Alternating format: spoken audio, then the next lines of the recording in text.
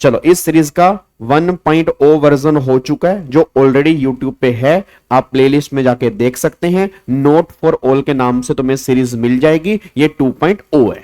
ठीक है, चलो अब एक बार सारे के सारे केम छो माजा मा माजा मा माजा मा माजा मा। चलो अब एक बार सारे के सारे बच्चे फटाफट से यहां पे आओ जी, इधर देखो ध्यान से। अब आज हमें करनी है आरटीपी, हमने सारी कंप्लीट कर ली ना, आरटीपी हमने सारी कंप्लीट कर ली है। अब हम यहाँ पे एमटीपी स्टार्ट करने जा रहे हैं, तो एमटीपी 1 पहले हम डिस्कस कर रहे हैं, तो एक बार उसके पहले जो case scenario base MCQs question होते हैं पहले वो डिस्कस करेंगे, और देन फिर जो हमारे बड़े बड़े क्वेश्चंस होंगे उसको हम डिस्कस करेंगे। ठीक है, चलो सर होमवर्क डिस्कस करो। पहले होमवर्क से पहले मेरे बच्चे ये तो डिस्कस कर लें, मेरे को याद है मैंने होमवर्क दिया था, होमवर्क भी मुझे ही कराना है, होमवर्क भी मेरा ही होता है। ठीक है ना, होमवर्क कहने को तुम्हारा होता है, कराना मुझे ही है वो भी। ठीक है, चलो अब एक बार सारे के सारे बच्चे फटाफट से यहां पे आ जाओ जी, इधर देखो ध्यान से।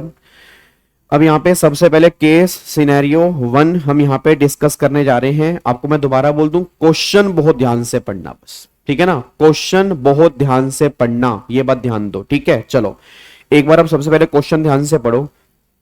वो क्या कह रहे हैं, कह रहे जी ओसीटी प्राइवेट लिमिटेड। तो ओसीटी प्राइवेट लिमिटेड, पहली बात तो ये क्या है, एक कंपनी है।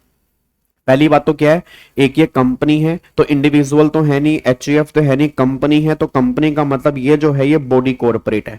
अगर मैं कंपनी की बात करूंगा तो ये जो है ये बॉडी कॉर्पोरेट है। ठीक है, अब वो कह रहा है OCT private limited is a registered company and have retail store of merchandise located in 25 state in the country. मतलब ये 25 स्टेट्स में लोकेट करती है, मतलब अलग अलग जगह पे काम करती हैं। ठीक है, for the purpose of clearance of stock, clearance of stock, stock clear करने के लिए, of merchandise and to attract consumer, OCT private limited launch scheme of buy one get one free for the same type of merchandise. For instance, one shirt to be given free with purchase of one shirt, मतलब एक shirt के साथ आपको एक shirt जो है वो free मिल रही है, अच्छी बात है। For saving cost, OCT private limited directly purchase merchandise from the manufacture. अब ये जो है वो डायरेक्टली मैन्युफैक्चर से परचेज करते हैं। जैसे आपने अगर कभी देखा होगा, नॉर्मली आपने कभी देखा है अगस्त के महीने में सेल लगती है, मतलब आप कभी चेक करना, अगस्त जुलाई के महीने के मिड में या एंड में और अगस्त के महीने में सेल लगती है। अब जितने भी बड़े बड़े ब्रांड पे जाओगे ना, 50% ऑफ हो गया, 60% ऑफ हो गया, बाय वन गेट वन हो गया।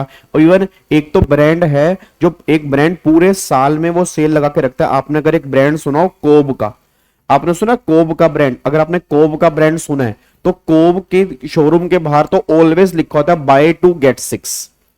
आप कभी कोब के शोरूम के बाहर जाना, एक तो ब्रांड है कोब का और एक ब्रांड है कैंटाबिल, अगर आपने कभी नाम सुनो, एक तो कैंटाबिल है और एक कोब है। इनमें हमेशा सेल लगी होती है, buy 2 get 4, buy 2 get 6, buy 3 get 4, हमेशा ऑलवेज सेल लगी होती है। तो ये बात कहना चाह रहा है कि स्टॉक क्लियर करने के लिए उसने क्या किया, bye one get one free का ऑफर निकाल दिया कि एक शर्ट के साथ में एक शर्ट जो है वो आपको फ्री मिलेगी। ठीक है, अच्छा एक बात मेरे को बताओ, एक शर्ट के साथ में एक शर्ट फ्री मिलेगी, तो क्या इसका मतलब एक्चुअल में वो फ्री होती है? बिल्कुल भी फ्री नहीं होती। कंपनी इतनी पागल नहीं है, मैं दोबारा बोल दूं, कंपनी इतनी पागल नहीं है। ठीक है ना, वो ऑलरेडी जो प्राइस तुमसे वो एक का चार्ज कर रही है ना, उसमें ऑटोमेटिकली वो दूसरे का प्राइस भी है। ठीक है ना, इट मींस अगर तुम्हें 2000 रुपए की अगर एक शर्ट के साथ में एक शर्ट मिल रही है तो इट डजंट मीन कि पैसा वो एक शर्ट का एक शर्ट फ्री है, नहीं, उस 2000 में वो तुम्हें दोनों शर्ट मिल रही है। तुम ये मान के चलो, तुम ये मान के चलो कि 2000 में तुम्हें दोनों शर्ट मिल रही है। तो कंपनी इतनी पागल नहीं है कि हाँ भाई बाय वन गेट वन, भाई तुम्हें एक साथ में फ्री मिलेगा, ऐसा बिल्कुल भी नहीं है। बात में समझे, ऐसा बिल्कुल भी नहीं है, ये बात ध्यान रखना। उसके बाद फिर वो कह रहे हैं इन द मंथ ऑफ मई के महीने में क्या हुआ, टू सेव एम्प्लॉय कॉस्ट, उसने एम्प्लॉय कॉस्ट बचाने के लिए क्या किया, OCT private limited purchase a tempo traveller. लो जी भाई साहब, उसने एक टेम्पो ट्रेवलर परचेज कर लिया 12 लाख रुपए का, जिसकी सीटिंग कैपेसिटी जो है वो 25 पर्सन की है, including driver for transportation of its employ. अब मेरा पूरी क्लास से क्वेश्चन है, अब उसने एक टेम्पो ट्रेवलर ले लिया, टेम्पो ट्रेवलर ले लिया जिसकी सीटिंग कैपेसिटी 25 की है। अब मेरे को लग रहा है शायद वो आगे जाके आईटीसी वाला पॉइंट पूछेगा, याद है आपको मैंने कहा था अगर सीटिंग कैपेसिटी आपकी 13 पैसेंजर तक की होगी तो आईटीसी ब्लॉक है, अगर 13 पैसेंजर से ज्यादा किया तो आईटीसी मिल जाएगा। अब उसने टेम्पो ट्रेवलर लिया, उसकी सीटिंग कैपेसिटी 25 पैसेंजर की है, तो अगर वो आईटीसी वाला पॉइंट पूछेगा तो इस केस में आईटीसी मिल जाएगा। इस केस में आईटीसी की कोई दिक्कत नहीं है, इस केस में आईटीसी मिल जाएगा। आगे देखो, फिर वो कह रहा है further to ensure well being of its employee OCT private limited voluntarily obtain the health insurance cover 2 lakh रुपए of each employ in the same month. अब उसने क्या किया, अपनी मर्जी से हेल्थ इंश्योरेंस करवाया। मैं दोबारा बोलूंगा, उसने क्या किया, अपनी मर्जी से हेल्थ इंश्योरेंस करवाया। अब मेरा पूरी क्लास का क्वेश्चन है, अपनी मर्जी से जब उसने हेल्थ इंश्योरेंस करवाया, अब तुम सब जानते हो हेल्थ इंश्योरेंस वाले केस में आईटीसी ब्लॉक है।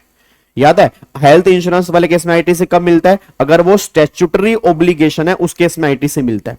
अब यहां पे कोई स्टैट्यूटरी ऑब्लिगेशन का तो मतलब ही नहीं है, उसने साफ साफ लिखा है उसने अपनी मर्जी से करवाया है, तो अगर अपनी मर्जी से करवाया है तो स्टैट्यूटरी ऑब्लिगेशन तो नहीं है, और अगर ऑब्लिगेशन नहीं है तो इस केस में आईटीसी जो है वो ब्लॉक हो जाएगा 17(5) के अंदर। बस ये पर ध्यान दो जी, ठीक है। आगे देखो, कह रहा था प्रीमियम ऑफ 1500 रुपए पर employ has been paid by the company for 100 employ, उसने प्रीमियम पे कर दिया, अच्छी बात है।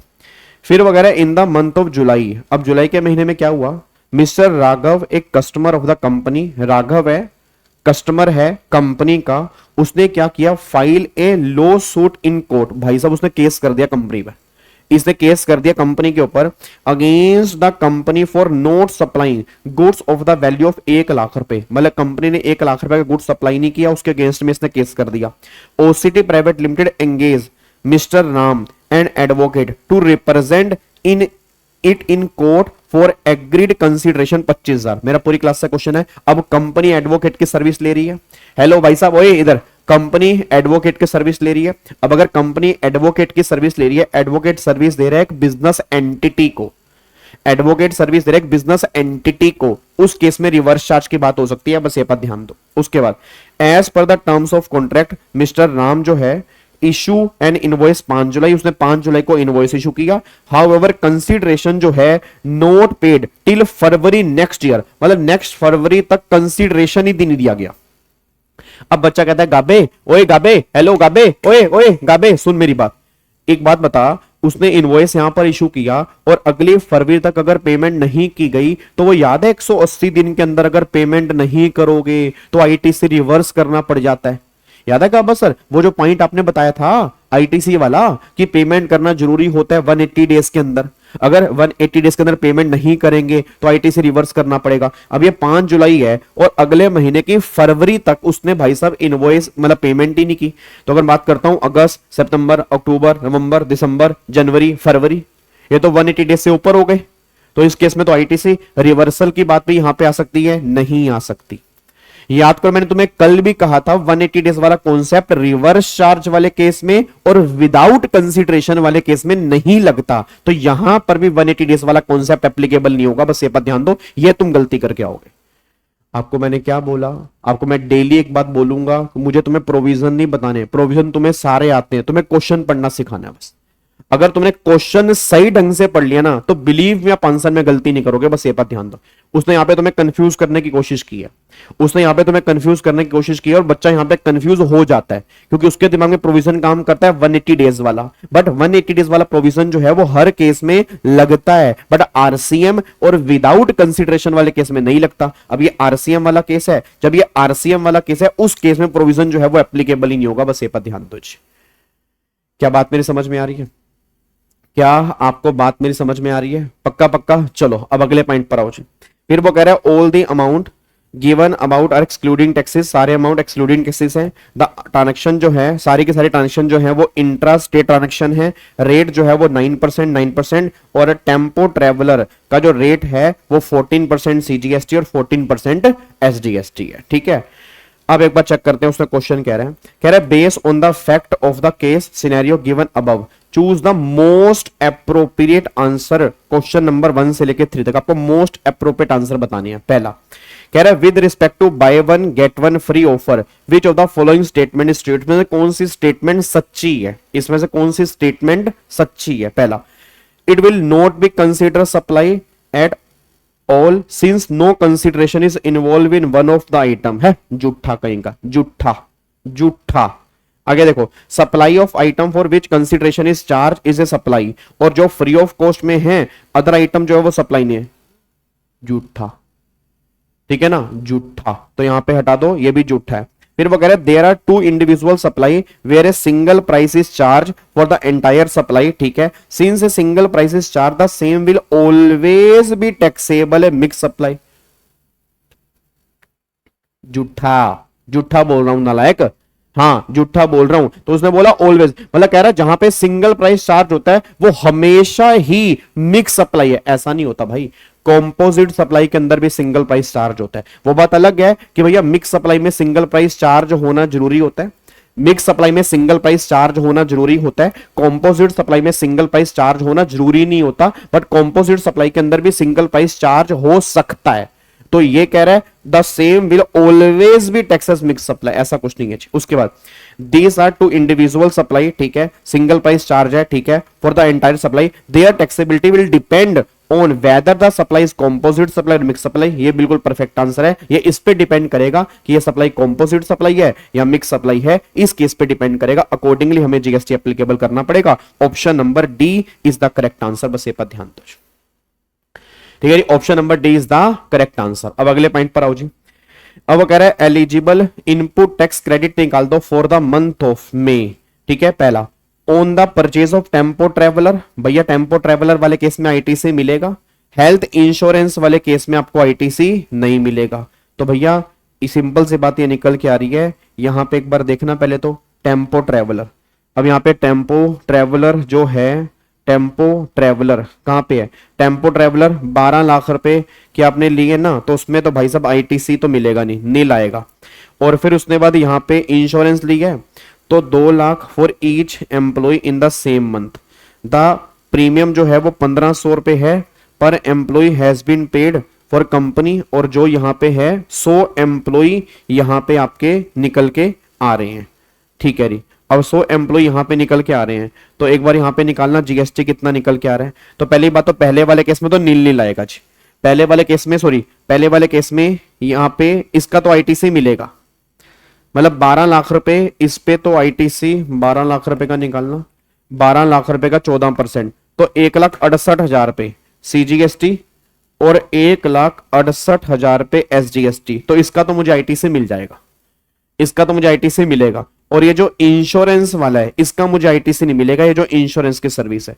तो जो पहले वाला उसने पूछा है टेम्पो ट्रेवलर, उसका तो मिलेगा नील नील नील नील, ये तो गलत है। 168 ये सही है, नील नील ये बिल्कुल परफेक्ट आंसर है, नील नील ये गलत है, ये भी गलत है। तो option number B is the correct answer. Option number B is the correct answer, बस ये पर ध्यान दो। मजा आ रहा है तुम्हें? हाँ भी बोल दो, कभी हाँ भी बोल दिया करो, कभी हंस भी लिया करो। हैं मायूस से चेहरे बना के सामने बैठ जाते हो बिल्कुल ही। हैं क्या हो गया तुम्हें? क्या नहीं हो गया तुम्हें? हाँ हंसो थोड़ा सा। हाँ चलो अगले पॉइंट पर आओ। अब आगे देखो, वगैरह विच of the following statement is true in respect of service of advocate availed bye the company. अब बताओ इस केस में क्या होगा जी। अब मेरा पूरी क्लास का क्वेश्चन ये निकल के आ रहा है। तो CGST SGST and advocate are payable OCT ITC availed, ठीक है। और ये कह रहे रिवर्स कर देंगे अगर पेमेंट नहीं हुई, गलत। यहां पे वो कॉन्सेप्ट एप्लीकेबल ही नहीं है, यहां पे वो कॉन्सेप्ट एप्लीकेबल ही नहीं है। अगले पॉइंट पर आओ, कह रहा है इतने रुपए का और मिस्टर नाम ITC availed is to be added output tax liability, ठीक है। इंटरेस्ट नोट न ये पॉइंट यहां पर एप्लीकेबल ही नहीं है। यहां पर नाम, पहली बात तो रिवर्स चार्ज में कंपनी जीएसटी पे करेगी, बट ये 180 डेज वाला कॉन्सेप्ट तो यहां लगेगा ही नहीं। अगले पॉइंट पर आओ। अब यहां पे देखो री, वो कह रहे इतना एडवोकेट जीएसटी कौन पे करेगा? ओसीटी कंपनी रिवर्स चार्ज में। और condition of payment along with 180 days ये वाली जो है अप्लाई ही नहीं होती इस केस में। तो आरसीएम वाले केस में वो अप्लाई ही नहीं होती। तो option number C is the correct answer. तो बस ये करेक्ट आंसर है। बताओ 6 नंबर पूरे हो गए। हाईफाई करो हाईफाई। लो जी 6 नंबर हमारे पूरे हो गए। जल्दी बोलो, कोई दिक्कत तो नहीं है ना? 6 नंबर हमारे पूरे हो चुके हैं। अब जाके 6 के 6 नंबर हमारे पूरे हो चुके हैं, ठीक है। चलो अगले पॉइंट पर आओ जी, अगले पॉइंट पर आओ। अब वो कह रहे थे साक्षी एंड कंपनी, ध्यान से, Sakshi and company a partnership firm registered under GST is undertaking various government project, ठीक है। अब firm let out on hire the following vehicle. हनी फर्म क्या कर रही है, फर्म कह रही है let out on hire the following vehicle, मतलब वो हायरिंग पे, वो लेट आउट पे ये व्हीकल दे रही है। अब चेक करना, a motor vehicle to carry more than 15 passenger to state government electricity department. State government electricity department नहीं है यहां पे, याद है वो एग्जामिशन वाला चैप्टर हमने किया था जहां पर मैंने कहा था हायरिंग, अगर हायरिंग दे रहे हैं हम, मोटर व्हीकल की हायरिंग कर रहे हैं, स्टेट गवर्नमेंट ट्रांसपोर्ट अंडरटेकिंग को मोर देन 12 सीटिंग कैपेसिटी के, तो वो एग्जाम्प्ट है। तो ये स्टेट गवर्नमेंट इलेक्ट्रिसिटी डिपार्टमेंट को मोटर व्हीकल दे रहे हैं, तो ये एग्जाम्शन वाली कैटेगरी में तो कवर नहीं है। फिर electric operated vehicle to carry more than 12 passenger to local authority corporation, ये एग्जाम्शन वाली कैटेगरी में कवर है। या तो इलेक्ट्रिक ऑपरेटेड व्हीकल अगर देते हैं लोकल अथॉरिटी को मोर देन 12 पैसेंजर से ऊपर वाली कैपेसिटी के, वो एग्जाम्शन वाली कैटेगरी में आते हैं। उसके बाद electric operated vehicle to carry up to 12 passenger to state government undertaking, answer is no, ये भी वहां पे नहीं आते। ठीक है जी, ये भी वहां पे नहीं आते। यहां पे ऑब्वियस सी बात है, पहली बात तो मोर देन 12 पैसेंजर की बात होती है, अप टू 12 पैसेंजर की बात होती नहीं है। तो एग्जामिशन में तो बस मेरे ख्याल से ये वाली कैटेगरी जो है वो एग्जामिशन में आ रही है, ये वाली कैटेगरी भी एग्जामिशन में नहीं आ रही, ये वाली कैटेगरी भी एग्जामिशन में नहीं आ रही। अब अगर आगे एग्जामिशन का पूछेगा तो हम देख लेंगे। आगे देखो, फिर वो कह रहा है फर्म ने इनवॉइस इशू किया pertaining to independent outward supply where in one invoice value of supply was understated by 75,000। अच्छा, इनवॉइस की वैल्यू जो है understated by 75,000, मेरा पूरी क्लास से क्वेश्चन है। अच्छा, understated by 75,000, understated by 75,000 मतलब 75,000 से वैल्यू कम है, मतलब वैल्यू हमें बढ़ानी है। तो अगर वैल्यू हमें बढ़ानी है तो 75,000 का जो है मुझे यहां पे डेबिट नोट इशू करना पड़ेगा, बस ये पर ध्यान दो। फिर यहां पर वो कहना चाह रहा है कि वैल्यू जो है ओवर स्टेटेड बाय 45। अच्छा, value over stated by, over stated मतलब ज्यादा है, तो अगर वैल्यू ज्यादा है तो हमें कम करनी है। अगर वैल्यू कम करनी है तो उस केस में फिर गवर्नमेंट कहती है क्रेडिट नोट की बात होगी, बस ये पर ध्यान दो। इस केस में किसकी बात होगी, क्रेडिट नोट की बात होगी, बस ये पर ध्यान देना। ठीक है, अब आगे देखो, the firm receive certain supply of goods amounting 8,40,000 from registered person on which tax was payable under reverse charge basis. ठीक है, और वो कह रहा है जी all the amount given are exclusive taxes हैं, वेयर ऑल ट्रांजैक्शन जो है वो इंट्रा स्टेट हैं, आईटीसी वाली कंडीशन सेटिस्फाइड हैं। आपको आंसर देने हैं, पूछ भाई आंसर पूछ। हेलो, पूछना, पूछता क्यों नहीं, पूछना मेरे से आंसर पूछ। कह रहा बताओ इसमें से कौन सा एग्जम्प्ट है, तो भाई ये तो एग्जम्प्ट नहीं है, ये एग्जम्प्ट है, ये एग्जम्प्ट नहीं है, तो भैया 2 only option number B is the correct answer. पै गया स्यापा, ये लो, ये एग्जम्प्ट है जी, इस वाले केस में ये एग्जम्प्ट हो जाएगा। अब अगले पॉइंट पर आओ, कह रहा बताओ क्या करना पड़ेगा। भाई साहब डेबिट नोट करना पड़ेगा 75,000 रुपए का, 45,000 रुपए का क्रेडिट नोट करना पड़ेगा। तो पहला और फोर्थ, फर्स्ट और फोर्थ किसमें, first and fourth, option number C is correct answer. बोलो मेरे बच्चों, हाँ मेरा बच्चा, आंसर दे फटाफट से, आंसर दे। अगले पॉइंट पर आओ। अगला पॉइंट कह रहा है अब 8,40,000 रुपए receive by the firm taxable under reverse charge. अब जब फर्म से रिसीव की है, याद है जब पेमेंट रिसीव होती है उस केस में पेमेंट वाउचर इशू करते हैं। याद है रिवर्स चार्ज वाले केस में, पेमेंट वाला चैप्टर याद करो पेमेंट वाले चैप्टर में, रिसीट वाउचर फॉरवर्ड चार्ज वाले केस में। फिर आरसीएम में जब पेमेंट की जाती है उस टाइम पर पेमेंट वाउचर इशू करते हैं। तो यहां पे एक बार चेक करो फटाफट से, आंसर क्या बनेगा। Firm will issue payment voucher eight the time of payment, बिल्कुल सही बात है। यहां पे डिलीवरी चलान ना, रिसीट वाउचर फॉरवर्ड चार्ज में होता है। नोट रिक्वायर्ड एनी डॉक्यूमेंट, गलत, तो पेमेंट वाउचर की बात होगी। Option number A is the correct answer. 6 number हमारे और पूरे हो चुके हैं। ठीक है जी, 6 नंबर हमारे यहां पे और पूरे हो चुके हैं। अब बता दो कोई दिक्कत परेशानी, कोई दिक्कत तो नहीं है, पक्का लॉक कर दें। चलो अब अगले पॉइंट पर आओ जी। अब यहां पे देखो, यहां पे नेक्स्ट पॉइंट क्या निकल के आ रहा है, नेक्स्ट पॉइंट निकल के आ रहा है सौंदर्या। ओ भाई साहब, सौंदर्या बाजार प्राइवेट लिमिटेड एक कंपनी है, registered in Maharashtra, sell makeup kits via an e commerce operator Beauty Boost and company. Mrs Dhwani place order 20 set of makeup kits each costing 11,800, उसमें जीएसटी इंक्लूड है। तो जीएसटी इंक्लूड है तो मतलब 10,000 रुपए का वो आइटम होगी। भाई 1,800 तो जीएसटी हो गया ना, तो 10,000 रुपए की वो आइटम है, एक किट। 15 जनवरी 25 को However, he returned 4 setback after 2 days in accordance with the exchange policy of Beauty Boost and .com. Determine the value of supply on which Beauty Boost .com should be collect TCS from Soundarya Bazaar private limited. अब मेरा पूरी class से question है, याद है पहली बार TCS वाला point याद करो, सेक्शन नंबर 9.5। सेक्शन नंबर 9.5 बात कहता है 4 सर्विस ईसीओ के थ्रू प्रोवाइड की जाएंगी, उस केस में ईसीओ जीएसटी पे करेगा, और जहां पे ईसीओ जीएसटी पे नहीं करेगा वहां पे ईसीओ टीसीएस कलेक्ट करेगा। ईसीओ टीसीएस कलेक्ट करेगा, किस वैल्यू पे कलेक्ट करेगा? नेट वैल्यू पे कलेक्ट करेगा। नेट वैल्यू का मतलब क्या है? जितनी मेरी ग्रोस वैल्यू है, अगर उसमें से कोई आपने सामान वापिस कर दिया तो माइनस करने के बाद जो नेट वैल्यू आ रही है उस वैल्यू पे टीसीएस कलेक्ट होगा। अब मेरा पूरी क्लास से क्वेश्चन है, सारे बच्चे यहां पे आंसर देना। उसने रिटर्न कितना कर दिया? 4 सेट उसने यहां पे रिटर्न कर दिए।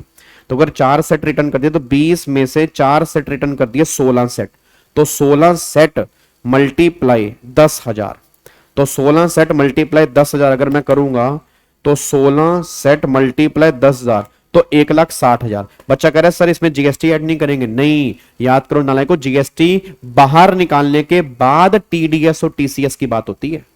मतलब जीएसटी की वैल्यू पे कभी टीडीएस टीसीएस की बात नहीं होगी, ध्यान रखना जीएसटी के अंदर, ठीक है ना। पहले यहां से क्या करोगे? पहले यहां से जीएसटी हटा दोगे, उसके बाद जो फिर यहां पर आएगा यहां पे टीडीएस और टीसीएस की बात होगी, ठीक है ना।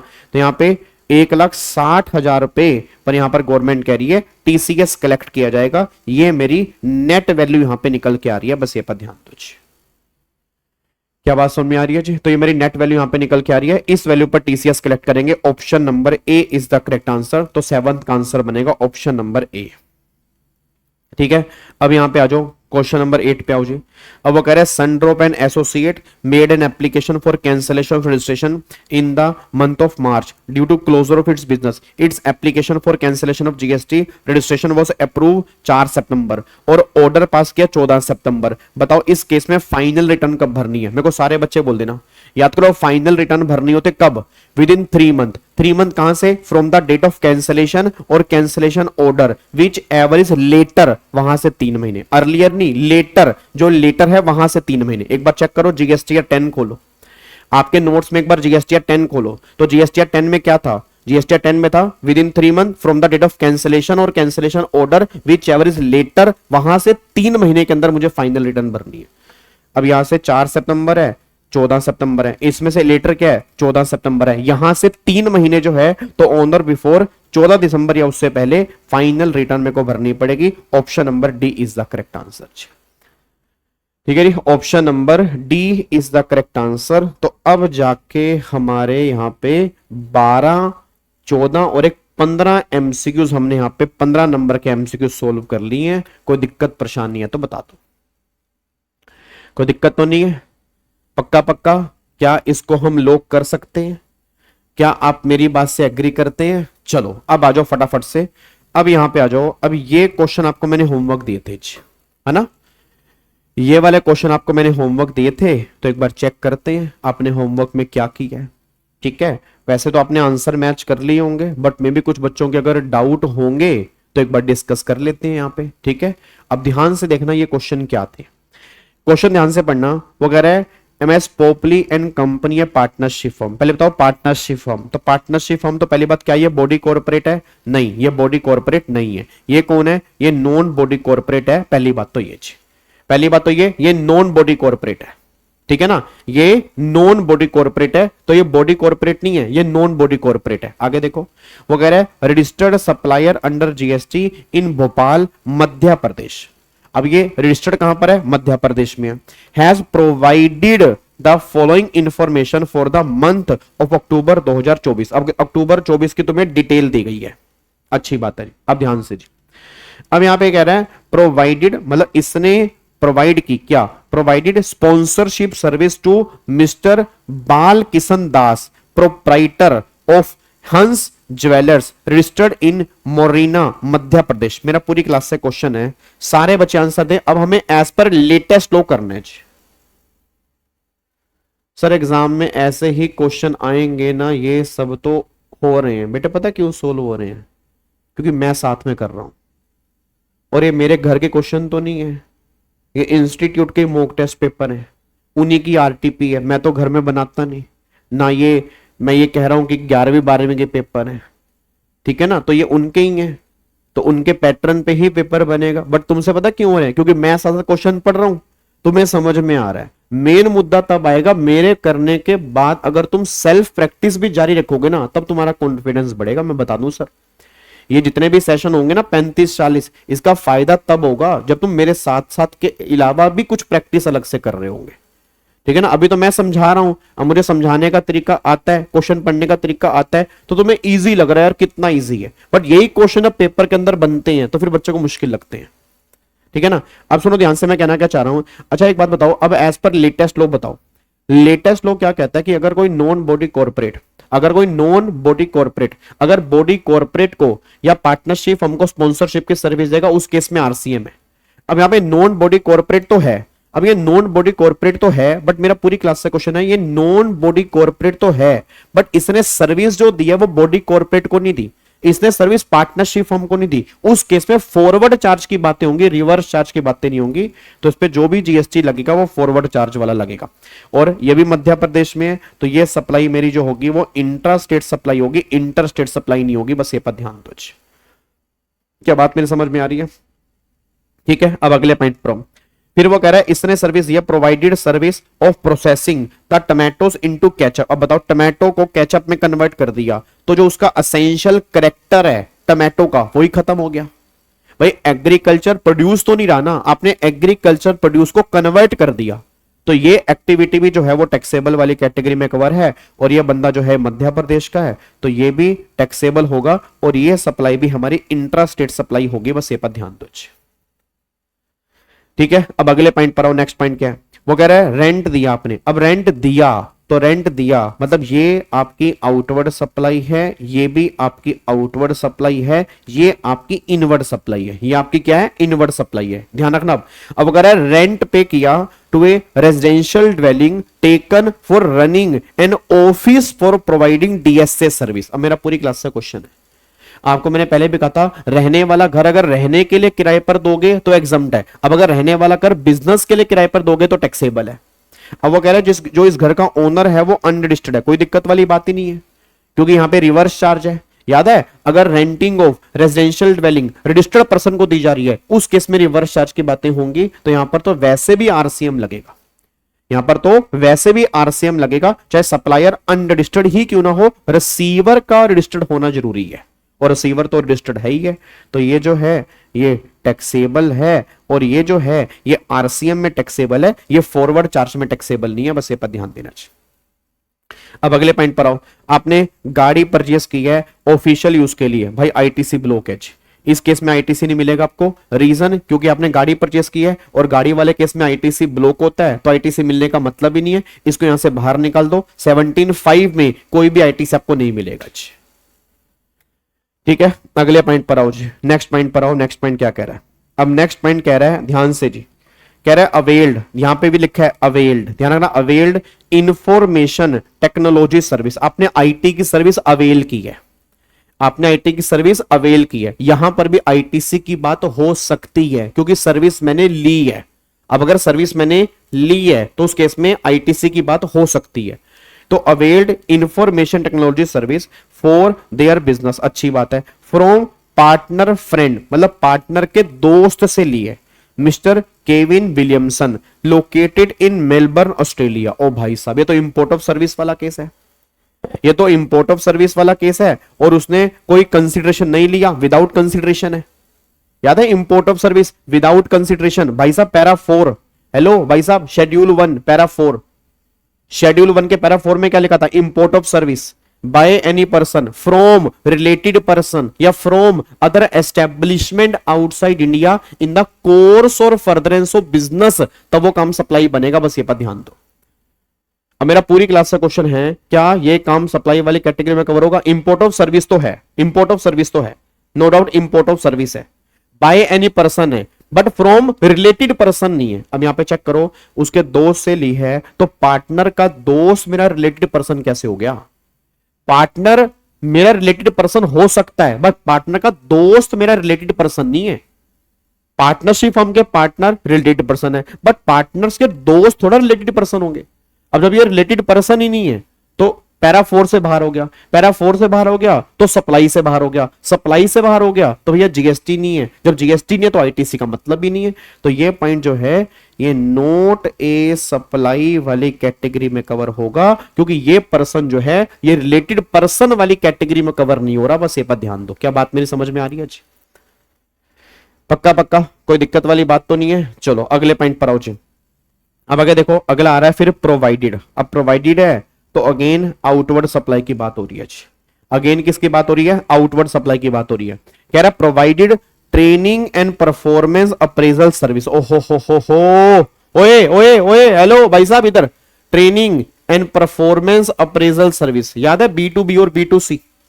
अब अगर ट्रेनिंग एंड परफॉर्मेंस अप्रेजल की सर्विस B2B वाला केस है तो रजिस्टर्ड पर्सन की लोकेशन प्लेस ऑफ सप्लाई बनेगा, और अगर B2C वाला केस है तो जहां पर वो सर्विस परफॉर्म की है वो लोकेशन प्लेस ऑफ सप्लाई बनेगा। अब यहां पे एक बार चेक करना, तो ABC प्राइवेट लिमिटेड को सर्विस दी है जो registered supplier in the state of Kerala. भैया केरला, तो भैया ये तो रजिस्टर्ड पर्सन की लोकेशन बनेगी, तो केरला है तो ये पहले वाली सप्लाई तो मेरी इंटर स्टेट सप्लाई वाली कैटेगरी में कवर होगी, इस पे IGST की बात होगी जी।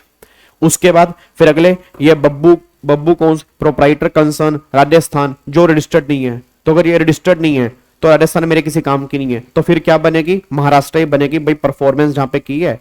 तो उस केस में गवर्नमेंट ये बात कहना चाह रही है, तो यहां पर ये बनेगी इंट्रा स्टेट सप्लाई, और इसमें CGST और SGST की बात होगी। ठीक है, अब यहां पे उसने रेट दे रखे हैं, तो उसने बोला एक्सक्लूसिव टैक्स है, कंडीशन सेटिस्फाइड है, और कोई ओपनिंग बैलेंस नहीं है, टर्नओवर जो है वो आपकी 2 करोड़ रुपए है in the preceding financial year, तो नेट जीएसटी पेबल बताना कितना निकल के आएगा। क्या निकाल सकते हो जी? आई होप अपने घर से क्वेश्चन किया होगा। ठीक है, आपने घर से क्वेश्चन ट्राई किया होगा। याद है ये सेम 3 उसमें बनेगा 3 टेबल में, जैसे मैंने कल आपको बताया था। एक तो जीएसटी पेबल, फॉरवर्ड चार्ज वाला जीएसटी लिख लो, रिवर्स चार्ज वाला जीएसटी लिख लो, और आई थिंक रिवर्स चार्ज में एक ही जीएसटी हमारा आएगा, और रिवर्स चार्ज में जीएसटी जो है ये रेंटिंग वाला है। बस ये रेंटिंग वाला जीएसटी रिवर्स चार्ज में, और कुछ भी नहीं है। तो पहले फॉरवर्ड चार्ज वाला जीएसटी लिख लिया, फिर रिवर्स चार्ज वाला जीएसटी लिख लिया, फिर आईटीसी। अब मेरे ख्याल से आईटीसी जो यहां पर है, आईटीसी एक तो इसमें इस वाले केस में आईटीसी मिलेगा जी, है ना। एक तो मेरा इस वाले केस में आईटीसी की बात होगी, एक तो मेरा इस वाले केस में आईटीसी की बात होगी, और इस वाले केस में आईटीसी ब्लॉक है। इस वाले केस में आईटीसी मिलने का मतलब नहीं है। अच्छा, बस एक आईटीसी फिर एक ही मिलेगा जी, आईटीसी फिर एक ही मिलेगा बस।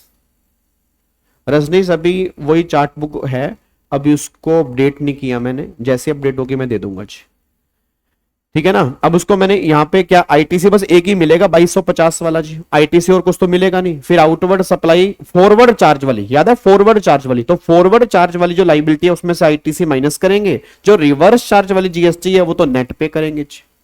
तो रिवर्स चार्ज वाला जीएसटी जो है वो तो हम नेट पे करेंगे, उसको तो हमें ऑब्वियसली बात है, रिवर्स चार्ज वाला जीएसटी को तो हमें कैश पे करना है, उसके लिए आईटीसी यूज नहीं कर सकते, बस ये पर ध्यान दो जी। सर उसमें एक नेट जीएसटी लाइबिलिटी में प्रिंटिंग मिस्टेक है, प्रिंटिंग मिस्टेक है क्या इसमें?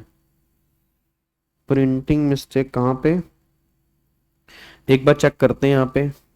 ये तो 22, ये तो आपका स्पॉन्सरशिप वाला आ गया, फॉरवर्ड चार्ज, ये आ गया प्रोसेसिंग वो कैचअप वाला, फिर यहाँ पे आईटी वाला, ये तो सप्लाई नहीं है, फिर ये परफॉर्मेंस अप्रेजल, इंटरस्टेट सप्लाई, ये इंट्रास्टेट सप्लाई। यहाँ पे कह रहे हो गलती है क्या? यहाँ पे गलती है, यहाँ पे गलती है क्या? टोटलिंग में गलती है, एक बार टोटलिंग कर लेते हैं जी। 22,500 प्लस में 8,991 प्लस में 9,000, तो 40491, ठीक तो है? 40491 ये तो आ रहा है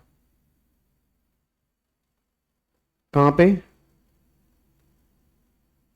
99900 का 9%, 8991, ठीक तो है? 40491 40491 और यहाँ 54,000 इसमें से। अच्छा, अब ये 40491 प्लस में 2500, 42, अच्छा अच्छा अच्छा, समझ गया 42, ठीक है। अब अगर इसमें 2500 रुपए का ये भी जीएसटी देना है, तो इसको जोड़ देंगे तो 42991 आएगा। यहां पर भी 42991 आएगा। यहां ठीक है, done done done done done done done done. ठीक है, इसको सही कर लेना जी।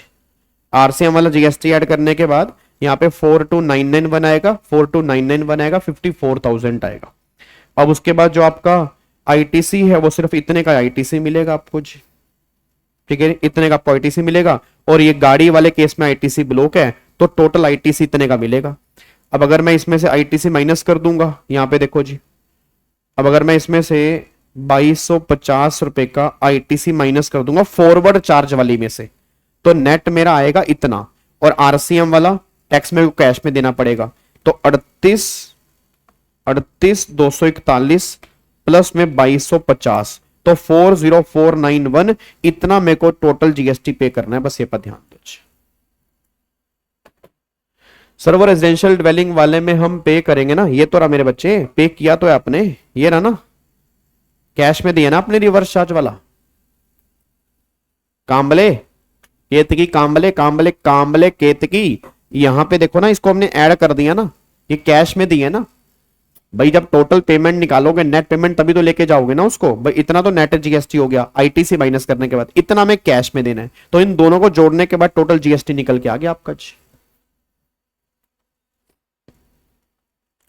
सर कौन से चैप्टर के क्वेश्चन हो रहे हैं? साक्षी चैप्टर के नहीं, मिक्स क्वेश्चन हो रहे हैं अभी, ये भी मिक्स क्वेश्चन हो रहे हैं। अच्छा डन, क्या इसका लॉक कर सकते हैं?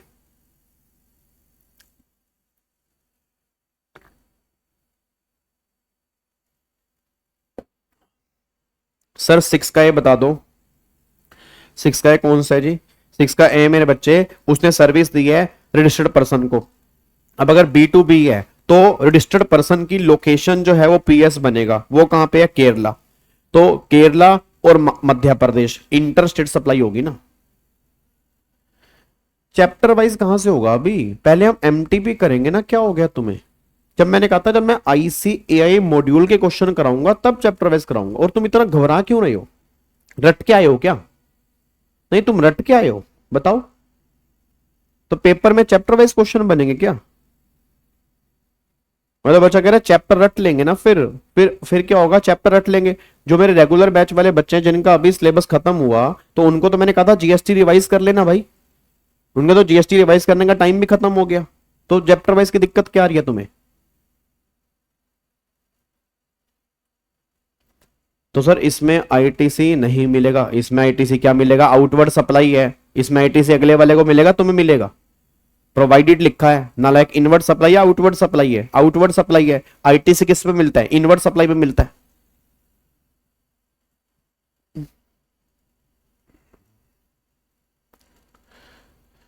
साक्षी जी कल से मिक्स क्वेश्चन ही चलेंगे। मिक्स क्वेश्चन में प्रॉब्लम है क्या आपको मेरे बच्चे? पेपर में मिक्स ही आने हैं। चैप्टर वाइज तब होंगे जब एमटीपी हमारी खत्म हो जाएगी। एमटीपी में तो मिक्स ही आते हैं, ठीक है? तो एमटीपी तो हम मिक्स ही करेंगे क्योंकि पेपर ऐसा बनना है। जब एमटीपी हम खत्म कर लेंगे उसके बाद जब हम इंस्टीट्यूट के क्वेश्चंस के ऊपर आएंगे तब हम चैप्टर वाइज करेंगे, ठीक है? चलो अब यहां पे आ जाओ जी। अब एक बार यहां पे आओ, अब एक बार अगला क्वेश्चन में देख लेते हैं, एक बार अगला क्वेश्चन में देखते हैं, ठीक है? एक बार फटाफट से यहां पे आ जाओ सारे के सारे बच्चे, एक बार फटाफट से यहां पे आओ। अब ये क्वेश्चन तो बिल्कुल ही बच्चों वाला था यार, ये क्वेश्चन तो बिल्कुल ही बच्चों वाला था। इससे गिरा हुआ क्वेश्चन तो मैं कह रहा हूं कोई हो ही नहीं सकता।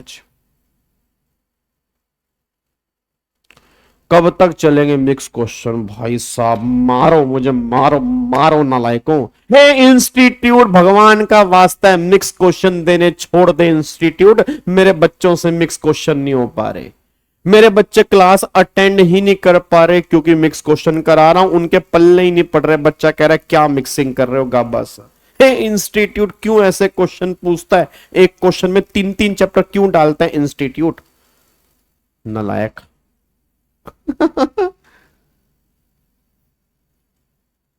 इधर देखो ध्यान से, अगले पॉइंट पर आओ। एक बच्चा कह रहा है अमेंडमेंट क्लास कब होगी? ये इनको थोड़ा पानी वानी डालो भाई मुंह पे।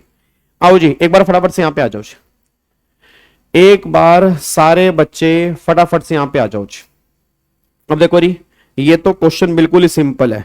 कह रहा है Pair and Beauty Private limited has provided the following particular relating to goods sold by it to Colourful Private limited. अब ये हमें यहां पे दे रखा है, ठीक है। चलो अब एक बार फटाफट से यहां पे आओ जी, एक बार फटाफट से यहां पे आ जाओ, इधर देखो ध्यान से। लिस्ट प्राइस देखो, लिस्ट प्राइस क्या दिया हुआ है, लिस्ट प्राइस 50,000 पे दिया हुआ है, एक्सक्लूसिव टैक्सेस एंड डिस्काउंटेड। फिर वो कह रहा है tax levied by municipal authority, याद है म्युनिसिपल टैक्स। अब म्युनिसिपल टैक्स क्या वैल्यू में ऐड करते हैं, नहीं करते, बिल्कुल करते हैं। याद करो सेक्शन 15(2), ऐसा कोई भी टैक्स जो जीएसटी में सबस्यूम नहीं हुआ, ऐसा कोई भी टैक्स जो जीएसटी में subsume, Gaba sir congratulation for new, एक तो नाम, इतना बड़ा नाम सर पढ़ा भी नहीं जा रहा सर, कैसे ही बातें कर रहे हो, कम से कम नाम तो छोटा लिखो, ओल्टो लिखो सर, ओल्टो लिखोगा तेजस सर, ओल्टो लिखो, ये अपना छोटे मोटे नाम लिखो। कहाँ सर, लैम पता नहीं क्या, कैसी बातें कर दी सर। हाँ सर माना आपके पास, अब ऐसे तो यार कहते हैं ना, जो रूखा सूखा दिया हमें कभी उसका भोग लगा जाना, कभी फुर्सत हो तो जगदम्बे निर्धन के घर भी आ जाना। इतना बड़ा नाम बोल के चले गए आप, ये बताओ यार तेजस सर, ऐसी बात थोड़ा होती है सर।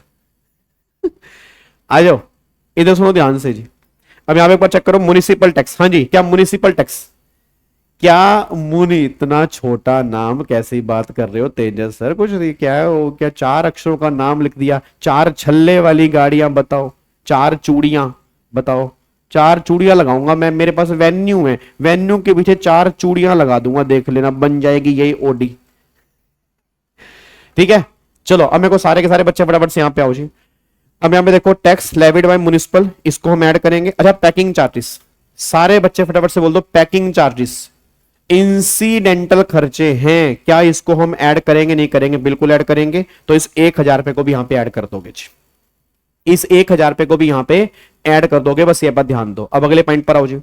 वो कह रहे हैं यहां पे 2,000 रुपए मिले आपको, 2,000 मिले हैं as a price link subsidy from NGO. अब आपको एनजीओ से सब्सिडी मिली है, और एनजीओ से आपको सब्सिडी मिली है, और 50,000 का जो प्राइस है आफ्टर कंसीडरिंग सच सब्सिडी है। अब मेरा पूरी क्लास से क्वेश्चन है, अब जो तुम्हें प्राइस दिया है उसमें सब्सिडी कंसीडर की गई है, मतलब सब्सिडी माइनस की गई है।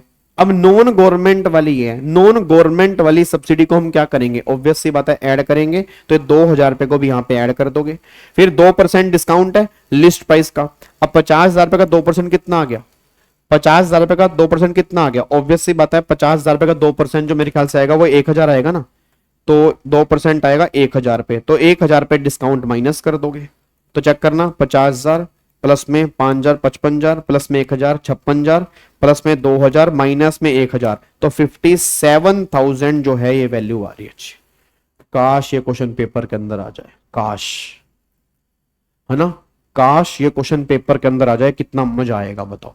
मजा नहीं आएगा, मजा आएगा नहीं आएगा भाई साहब, नजारे आ जाएंगे बिल्कुल एकदम से खतरनाक वाले नजारे आ जाएंगे।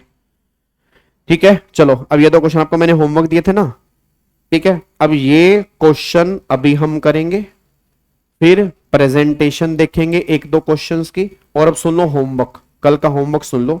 इसके बाद के जो भी क्वेश्चंस हैं ये आपने घर से ट्राई करके आने हैं, ठीक है ना। इसके बाद के जितने भी क्वेश्चन है आपने ट्राई करके आने। कल हम फाइनली ये वाली एमटीपी खत्म कर देंगे, ठीक है, कल हम फाइनली ये वाली एमटीपी खत्म कर देंगे। और एक बार फटाफट से हम ये वाला क्वेश्चन कर लेते हैं। इसके बाद मैं तुम्हें इसकी प्रेजेंटेशन नहीं बताऊंगा, इसकी वाली ये प्रेजेंटेशन नहीं बताऊंगा, क्योंकि ऑलरेडी ये प्रेजेंटेशन कल हम कर चुके हैं ना भाई। फॉरवर्ड चार्ज, रिवर्स चार्ज, ठीक है, फिर आईटीसी, फिर नेट। इसकी प्रेजेंटेशन, वैल्यूएशन वाले क्वेश्चन की प्रेजेंटेशन कैसे करनी है ये तुम्हें बता दूंगा, और अगर टाइम बचा तो इसकी प्रेजेंटेशन भी तुम्हें एक बार बता दूंगा, ठीक है। आ जाओ, हाँ सारे क्वेश्चन, इसके बाद के जितने भी क्वेश्चन हैं एक बार अपने सारे करके आने हैं। चलो अब एक बार फटाफट से यहां पे आओ जी।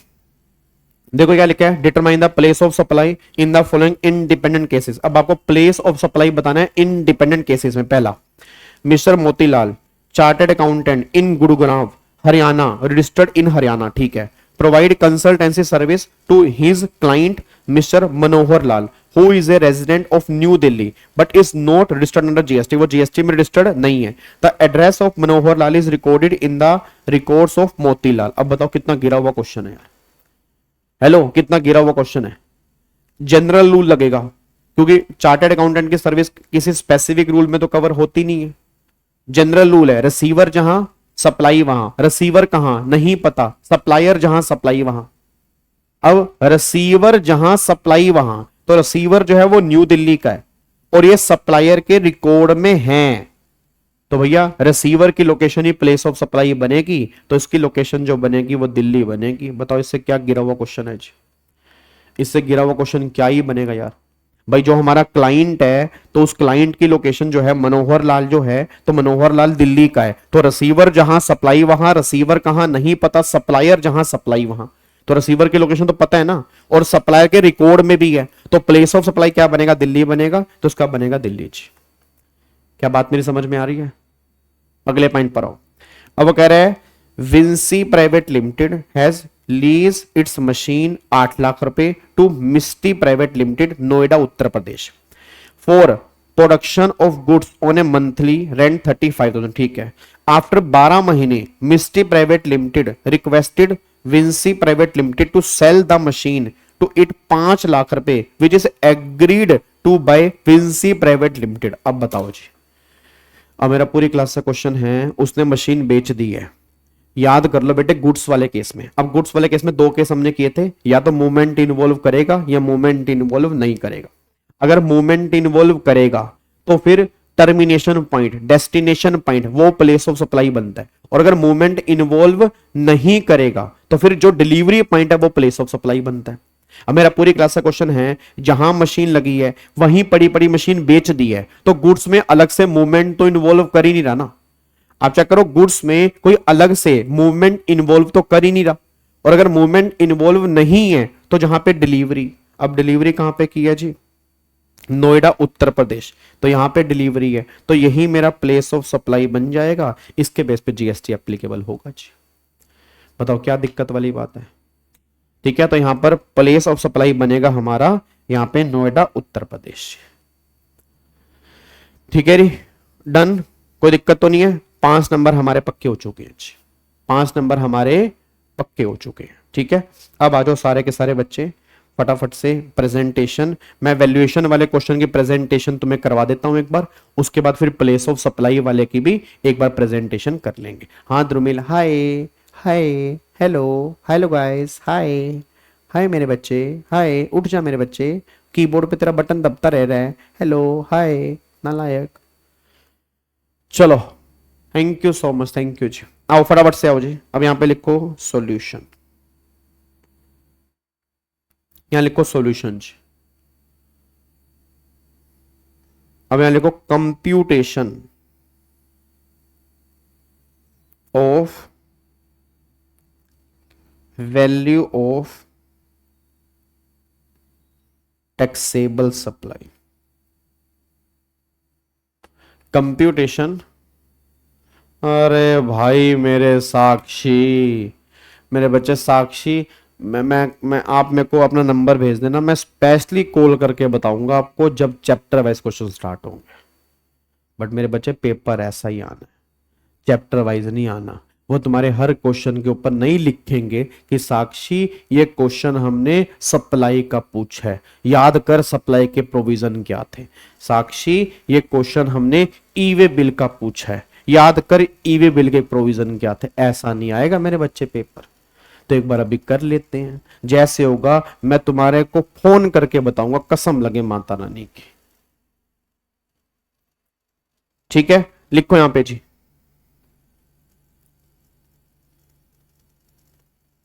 पर्टिकुलर, और यहां पे आएगा अमाउंट, यहां पे आएगा अमाउंट जी. ठीक है. अब लिखो यहां पे जी, सबसे पहला यहां पे लिख लो जी, सबसे पहला list price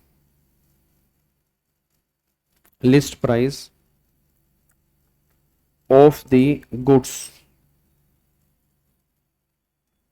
exclusive taxes and discount कितना दिया हुआ है आपको? 50,000। 50,000 जी। एज पर ये वैल्यू जो है as per section 15(1), as per section 15(1।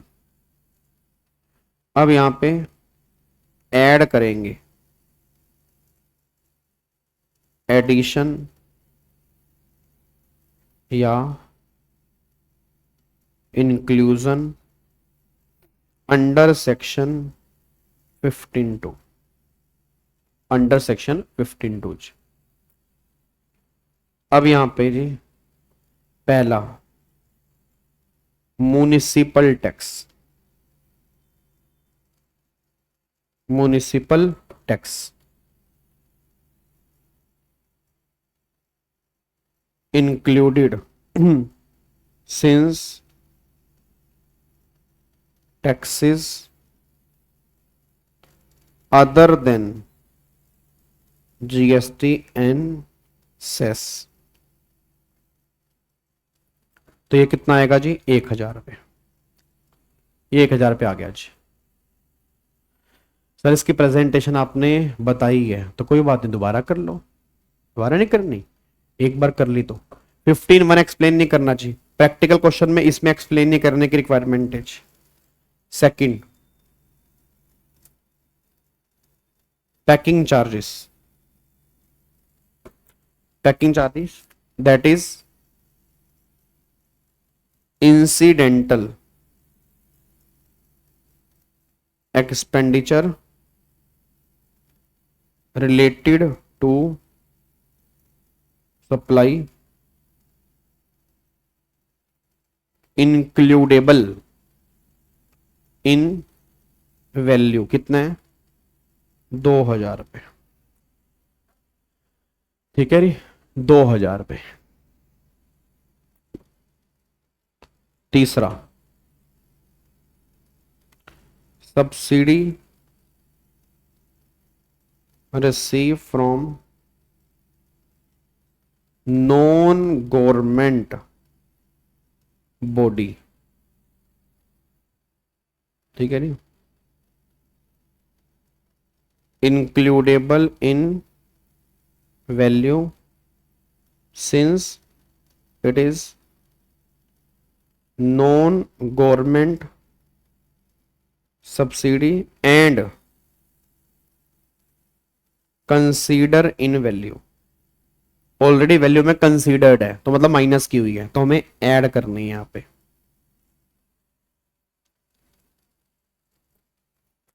अब यहां पे less exclusion as per section 15(3) discount pre supply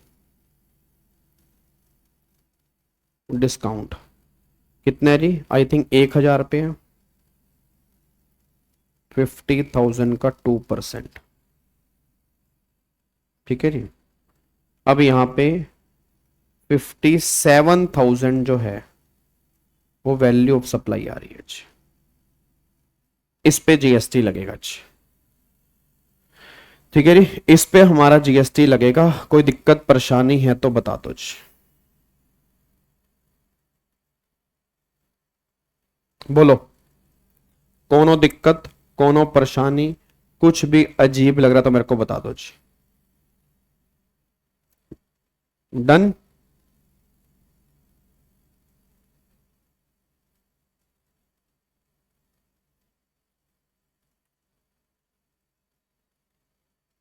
lock कर दें जी।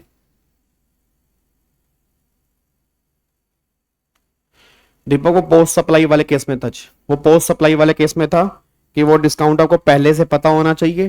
ठीक है, और वो आपकी प्राइस से लिंक होना चाहिए और उतने पोर्शन का आईटीसी आपने रिवर्स कर दिया हो जी।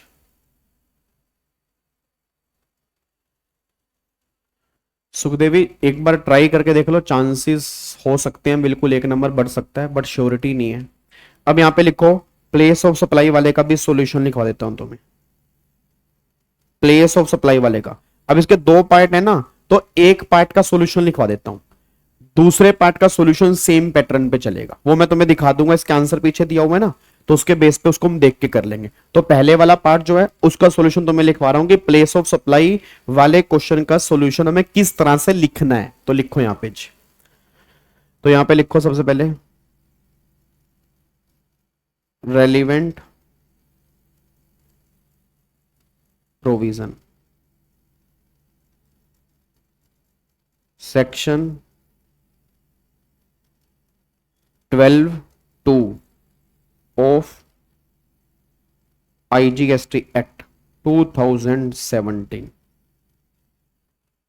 अगर आपको सेक्शन पता है तब ये लाइन लिखना, नहीं तो मत लिखना जी, नहीं तो मत लिखना, ठीक है जी। उसके बाद उसके बाद उसके बाद यहां पे लिखो जी, अब लिखो यहां पे the place of supply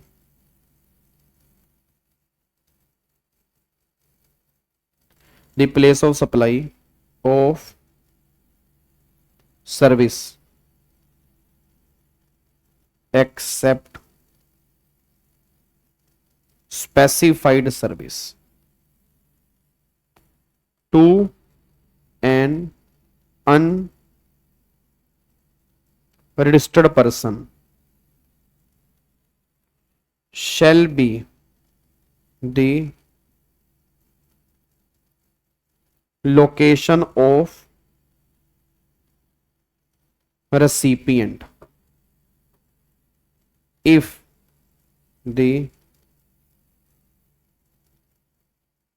address of such recipient is available in the records of supplier, otherwise। Sakshi section 12(2) forward charge का CGST का है, ये मैंने IGST का लिखवाया है ना, तो ये IGST का है। Otherwise it shall be the location of supplier. ये तो प्रोविजन है जी, ये प्रोविजन है भाई, रिसीवर की लोकेशन बनेगी, नहीं तो सप्लायर की लोकेशन बनेगी, ये प्रोविजन है। फैक्ट ऑफ द केस, अब फैक्ट ऑफ द केस मतलब इस क्वेश्चन में क्या कहा है उसने जी। अब यहां पे उसने बोला है सप्लायर जो है वो मिस्टर मोतीलाल है, recipient mister Manohar Lal URP, unregistered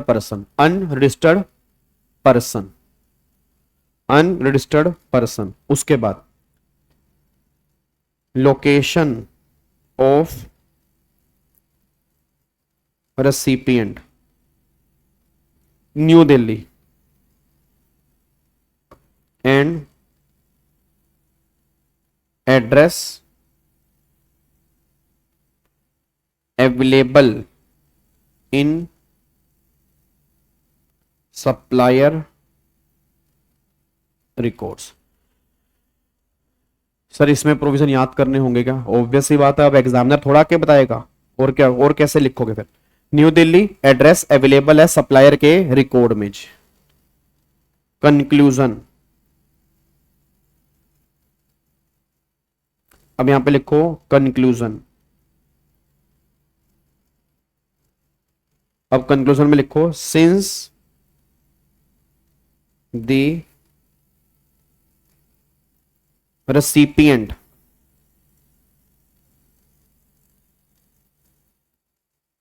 is unregistered person and his address is recorded in supplier records. So place of supply is Delhi. Place of supply is Delhi. तो प्लेस ऑफ सप्लाई जो बनेगा वो क्या बनेगा जी, दिल्ली बनेगा. Hence such supply is interstate supply. अब ये supply जो है ये इंटरस्टेट सप्लाई है. ठीक है जी, ये सप्लाई जो है ये इंटरस्टेट सप्लाई है, बस ये पर ध्यान दो जी. क्या बात मेरी समझ में आ रही है जी? क्या आपको बात मेरी समझ में आ रही है या नहीं आ रही है? फटाफट से बता दो जी. डन. नहीं लिखना है sir, fact of the case paragraph में नहीं लिखना है, लिख सकते हो. ऐसा नहीं है कि आपको सेम प्रेजेंटेशन कॉपी करनी है, बस मैं तुम्हें एक फॉर्मेट बता रहा हूं. अब तुम सेम लैंग्वेज थोड़ा कॉपी करके आ सकते हो, लैंग्वेज तो तुम अपनी ही बना सकते हो ना. तो ऐसे ही यहां पर जैसे मैंने अलग अलग लिखा है, आपको पैराग्राफ फॉर्म में लिखना है, पैराग्राफ फॉर्म में लिख लो. ऐसे लिखना है, ऐसे लिख लो, जो तुम्हें सही लगता है वैसे लिख सकते हो, कोई दिक्कत नहीं. सर सब सेक्शन मैंडेटरी नहीं है, नहीं, सब सेक्शन लिखना इतना कोई जरूरी नहीं है. इवन सेक्शन लिखना भी जरूरी नहीं है, अगर तुम्हें याद नहीं है चलेगा, कोई दिक्कत नहीं है. ठीक है. अब इसका दूसरा पार्ट एक बार देख लो जी. अब इसका एक बार दूसरा पार्ट देख लो यहां पे. अब यहां पे देख लो सेकंड पार्ट जो है. अब फर्स्ट पॉइंट तो मैंने लिखवा दिया. अब देखो इन्होंने आंसर में थोड़ी सी अलग प्रेजेंटेशन दी है. अगर आप इसका आंसर देखोगे ना तो इसके आंसर में प्रेजेंटेशन देखो इन्होंने पैराग्राफ फॉर्म में दी है. मैंने थोड़ी सी और क्लियर करने की कोशिश की है. देखो इन्होंने कहीं नहीं लिखा प्रोविजन, फैक्ट, कंक्लूजन, कहीं नहीं लिखा, बट मैंने प्रोविजन, फैक्ट, कंक्लूजन लिखा है. तो मेरी मतलब कह सकते थोड़ी सी बेटर प्रेजेंटेशन करने की कोशिश की है ताकि सामने वाले के लिए इजी हो जाए. अब यहां पे ये देखो, if the supply does not involve the movement, अगर मूवमेंट इन्वॉल्व नहीं है तो प्लेस ऑफ सप्लाई क्या बनेगा, location of goods at the time of delivery to the recipient. अब ये तो हो गया प्रोविजन, ये आपने क्या लिख दिया, प्रोविजन लिख दिया. फिर फैक्ट में क्वेश्चन की 2-3 लाइनें लिख दी. फिर ये हो गया कंक्लूजन, ये कंक्लूजन है, ये आपका प्रोविजन है, ये कंक्लूजन है, बीच में फैक्ट आएगा.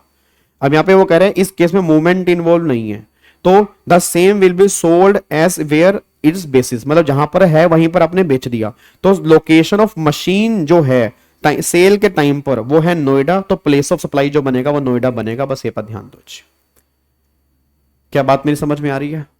पक्का पक्का. तो इस बेस पे यहां पे प्रेजेंटेशन की हुई है. अब इस क्वेश्चन को भी आप लिख के देख लेना और बाकी इसके बाद के जितने भी क्वेश्चंस हैं एक बार अपने घर से पढ़ के आने. कल ये एमटीपी पूरी हम खत्म करेंगे और इसमें जितने भी इंपॉर्टेंट क्वेश्चंस होंगे उसकी प्रेजेंटेशन भी मैं कल तुम्हें करवा दूंगा जी.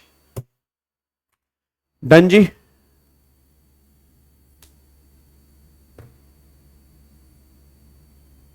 लॉक कर दे इसको जी. पक्का पक्का. चलो तो फिर बाकी मुलाकात करेंगे हम कल वाली क्लास में जी. बाकी मिलेंगे कल वाली क्लास में. ये एमटीपी जो है वो मई 25 का है जी. एमटीपी जो है मई 25 का है और जो लिंक आपको मैंने दिया गूगल ड्राइव वाला उसके अंदर ये एमटीपी ऑलरेडी अपलोडेड है जी. ठीक है. ओके री, bye bye, take care, thank you so much. अब सारे बच्चे कृपा करके लाइक जरूर करके जाया करो. तुम्हारे 1-2 मिनट लगते हैं बट बहुत सारे बच्चों की उससे हेल्प हो सकती है. जो बच्चे यूट्यूब पे क्लासेस ढूंढ रहे हैं कि कहां से पढ़ें तो उनकी बहुत हेल्प हो सकती है अगर आप फीडबैक जरूर देके जाएंगे. ठीक है. Thank you so much. जय हिंद. God bless you. Love you all. Bye bye.